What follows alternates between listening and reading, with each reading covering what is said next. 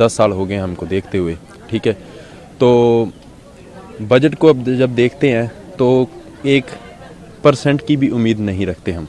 I tell you why, because 10 साल को देखा है हमने, 1 साल नहीं देखा, 2 साल नहीं देखा, 3 साल नहीं देखा, 4 साल नहीं देखा, 5 साल नहीं देखा हमने सरकार को, ठीक है। तो 10 साल में जो हमने देखा है कि हमारा ये नहीं है कि देश में पैसा नहीं है, देश में पैसा है, लेकिन मैटर करता है कि देश में पैसा किसके पास है, ठीक है। आम जनता के पास कितना पैसे का कैश फ्लो आता है, या कह सकते हो कितना पैसा जाता है। 99% इंडिया का पैसा जो है वो उद्योगपतियों के पास है, वही देश को चला रहे हैं आज। अगर मैं सोचता हूँ 11.68 लाख करोड़ रुपीस अगर उद्योगपतियों का माफ़ हो सकता है, तो 2 लाख करोड़ रुपया किसानों का क्यों नहीं हो सकता। और बातें करते हैं कि किसानों की आयु दुगनी करेंगे जी। 2022 तक बोला था ना, क्या हुई?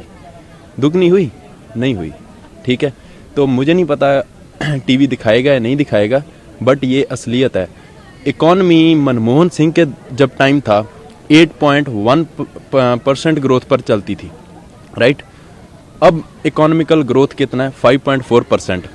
और हम चलो जो 2022 तक जो दिखाए थे दावे, वो तो भूल जाओ, वो तो उन्होंने बोल ही दिया कि जुमला था सभी, वो ठीक है, दैट्स इट।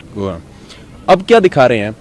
2030 का सपना दिखा रहे हैं ना, कि हमारी इकॉनमी है जो 10 ट्रिलियन इकॉनमी बनेगा इंडिया। 10 ट्रिलियन दिखा रहे हैं ना कि 10 ट्रिलियन इकॉनमी इंडिया बनेगा।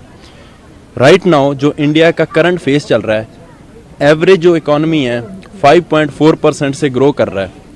अगर 10 ट्रिलियन इकॉनमी बनना है इंडिया को, 10 trillion economy, that's huge, right.